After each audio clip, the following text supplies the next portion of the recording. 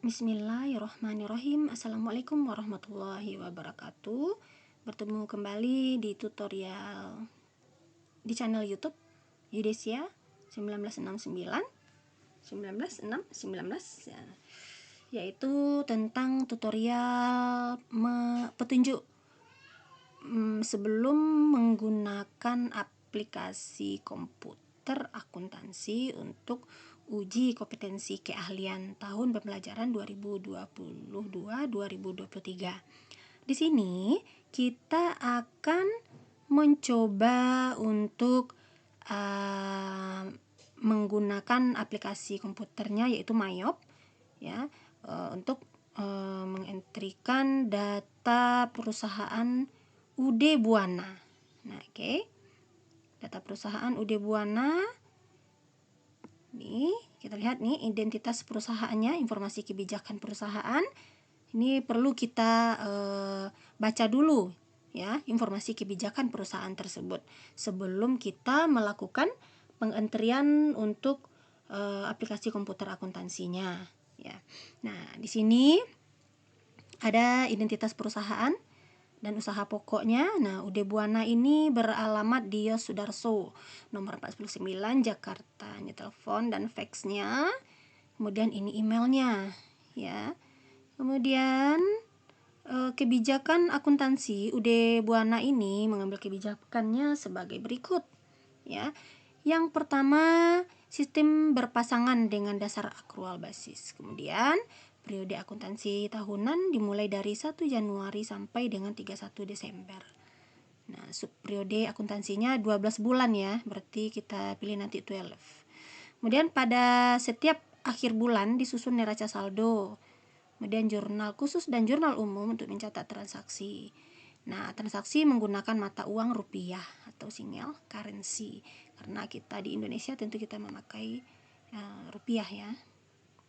Kemudian transaksi umum, kemudian informasi umum tentang pembelian.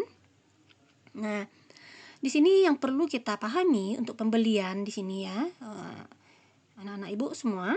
Nah, yang pertama, setiap pembelian akan diperhitungkan PPN masukan atau PPN income atau VAT in. Ya, itu berkaitan dengan PPN dari nilai pembelian, 10% dari nilai pembeliannya. Kemudian beban transport ditanggung oleh perusahaan. Ya, berarti perusahaan kita setiap melakukan pembelian maka beban transportasinya kita yang menanggung. Kemudian yang C, setiap retur pembelian akan diperhitungkan pengurangan atas nilai hutang dan PPN masukan. Nah, karena kita melakukan pembelian, kalau seandainya barang itu rusak maka kita kembalikan barang itu ya, atau terjadinya retur pembelian itu karena barang rusak yang pertama, yang kedua karena barang tidak sesuai dengan pesanan, maka kita sebagai pembeli akan mengembalikan barang tersebut. Nah, dengan kita mengembalikan barang tersebut maka hutang kita tentu berkurang. Nah, kemudian untuk termin pembayarannya yaitu 30, ini netonya ya. Paling lama itu 30 hari harus hutang itu lunas. Jika tidak lunas maka keterlambatan pembayaran hutang dikenakan 1%. Nah, ini ya, kalau kita melakukan pembelian, kalau kita tidak melunasi selama 30 hari, maka kita dikenakan denda senilai 1% dari nilai hutang yang tinggal. Ya. Kemudian asumsi faktur pembelian ya, yang diterima sesuai dengan faktur standar pajak. Oke, next tentang pengeluaran kas. Nah, pengeluaran kas di atas 1 juta dilakukan dengan cek. Kemudian B, setiap pengeluaran cek harus didukung dengan bukti pengeluaran kas. Ya. Kemudian untuk yang B-nya, setiap pengeluaran cek harus didukung dengan bukti pengeluaran kas. Nah, setiap pengeluaran kas sebesar 1 juta atau kurang dilakukan dengan dana kas kecil. Nah, artinya nanti berkaitan dengan petty cash ya, kas kecil ini. Nanti akunnya akan kita linkkan ke kas kecil. Oke. Next ya, sistem pencatatan kas kecil menggunakan dana tidak tetap atau sistem fluktuasi. Ya.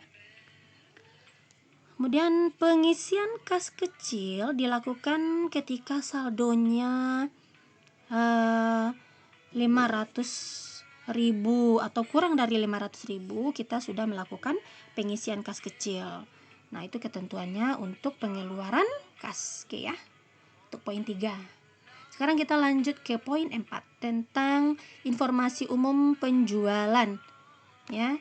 Nah, oke, scroll lagi ke atas. Nah, di sini penjualan, setiap penjualan akan diperhitungkan PPN keluarannya atau PPN outcome atau fat out ya. Nah, nanti akunnya berkaitan dengan PPN outcome atau fat out. Nah, senilai 10% dari nilai penjualan. Nah, kemudian beban transport penjualan dibebankan kepada pembeli. Nah, karena kita melakukan penjualan, maka si pembeli lah atau si customer lah yang akan menanggung beban transport penjualan tersebut. Oke, kita lanjut poin C. Setiap retur penjualan akan diperhitungkan pengurangan atas nilai piutang dan PPN keluarannya. Ya, artinya jika terjadi retur penjualan, artinya nanti si customer kita mengembalikan barang kepada kita, maka kita terima pengembalian tersebut, maka akan mengurangi piutang akun piutang kita. Ya, mengurangi hutangnya si pembeli. Tapi bagi kita adalah piutang atau disebut dengan account receivable. Ya. Kalau pembelian tadi berkaitan dengan, kalau hutang account payable nanti rekeningnya. Oke. Kemudian termin pembayaran untuk penjualan itu paling lama dilunasi selama 30 hari. Jadi si customer melunasi hutang itu paling lama 30 hari. Jika hutang itu ya, piutang lah, kalau bagi kita adalah piutang. Jika piutang customer tidak dilunasinya selama 30 hari, maka keterlambatan pembayaran piutang dikenakan dendanya senilai 1% dari nilai piutang penjualan. Gitu ya. Sama ya, sama halnya dengan si pembelian tadi, informasi umum tentang pembelian. Kemudian untuk penjualan jasa dilakukan secara tunai ditambah 10% PPN keluarannya. Asumsi faktur penjualan yang dibuat sesuai dengan faktur pajak standar. Oke, lanjut next untuk penerimaan kas. Nah, setiap penerimaan kas langsung disetor ke Bank Mandiri. Nah, jadi nanti kita punya rekening, yaitu rekening Bank Mandiri. Kemudian dana perusahaan disimpan dalam rekening, ini nomor rekeningnya. Oke. Nilai persediaan. Nah, ini nilai persediaan barang, sistemnya secara sistem perfektual dengan metode FIFO. Kemudian disediakan kartu barang untuk mencatat persediaan keluar dan yang masuk untuk setiap item barang dagangan. Nah, penyusutan aktiva tetap atau depresiasi aktiva tetap dihitung dengan metode garis lurus. Nah, perhitungan dan pencatatan beban depresiasi dilakukan pada setiap akhir bulan. Nah, ini daftar akunnya. Daftar akun untuk inilah daftar akun yang kita butuhkan untuk perusahaan UD Buana. Jadi nanti kita sebagai akuntannya, UD Buana akan menambahkan akun-akun yang kita butuhkan di sini, mulai dari akun aset ya sampai dengan nanti akun order expand ya dengan kode 9. Nah, itu nanti kita entrikan. Kemudian ini trial balance-nya ya, neraca saldo awal buku besar yang akan kita entrikan nih dia nanti ya. Oke. Lanjut untuk daftar customer dan daftar supplier. Nah, sebelum kita mengentrikan saldonya, khusus untuk daftar customer dan supplier ini harus kita bikin dulu datanya. Kita entrikan atau kita buatkan dulu kartu ya, kartu customer dan kartu supplier. Nah, kalau di sini daftar customer kita ada 4 ya, yang dengan kode C001 yaitu untuk JB Elect. Nah, ini alamatnya, teleponnya, ini nanti akan kita entrikan untuk data awal customer. Kemudian untuk C002 Digital Elect, C03 Maju Elect, C004 Panen Elect. Nah, ini data alamatnya, teleponnya nanti kita entrikan masing-masing customer. Begitu juga dengan supplier. Nah, kalau di sini kita memiliki supplier kita ada 3 ya. Nah, dengan kode S ya. S ini supplier ya. S ini supplier. S001 PT Sahabat Jaya. Ini alamat teleponnya. Kemudian S002 ya untuk Makmur, kemudian S003 untuk PT Morganda. Nah, ini alamat dan teleponnya ini juga nanti kita akan buatkan masing-masing kartunya. Nah, baru setelah selesai kartunya ini, baik yang customer maupun supplier, baru nanti kita entrikan daftar saldo piutang dagang dan daftar saldo utang dagangnya. Nah, JB Elect, Digital Elect, Maju Elect, Panen Elect. Nah, ini nomor fakturnya, tanggalnya, penjualannya, PPN outcome-nya, ini jumlah ya saldo awal. Dia akan menjadi saldo awal piutang di bulan Desember ya. Yang per 31 November ini 2018 akan menjadi saldo awal untuk periode Desember ya 2018. Begitu juga dengan daftar saldo utang dagangnya akan menjadi daftar saldo awal untuk Desember 2018. Nah, ini ya PT Sahabat Jaya nominalnya ya Makmur ya 17.600.000. Kemudian PT Morgandanya 28.600.000. Nah, itu nanti akan kita entrikan.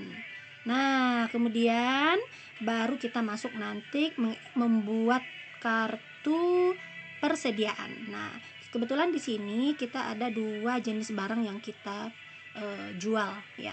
Yang pertama dengan kode HPP 14, kemudian DI 15. Kuantitinya ya, yang pertama jumlahnya 20, yang kedua jumlahnya 16 unit.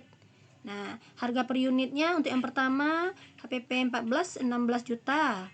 Kemudian untuk DI 15 yaitu 12.500.000. Nah, ini nanti kita entrikan juga saldo awalnya. Saldo awal barang dagang namanya. Oke. Next, untuk dokumen transaksi. Dokumen transaksi di sini kita entrikan nanti mulai dokumen transaksi 1 sampai dokumen transaksi 25. Oke, terus ya kita scroll terus ke bawah. Yes, terus. Mana dia ya? Ini masih 21, 22, kita lanjut. Oke, ini dia. Sampai dokumen transaksi 25. Ini yang akan kita entrikan nanti di dokumen transaksi.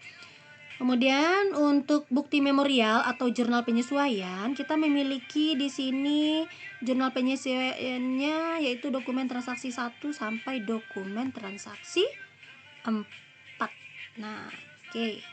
Nah, demikian untuk petunjuk umum perusahaan UD Buana sebelum kita entrikan ke komputer aplikasi ya.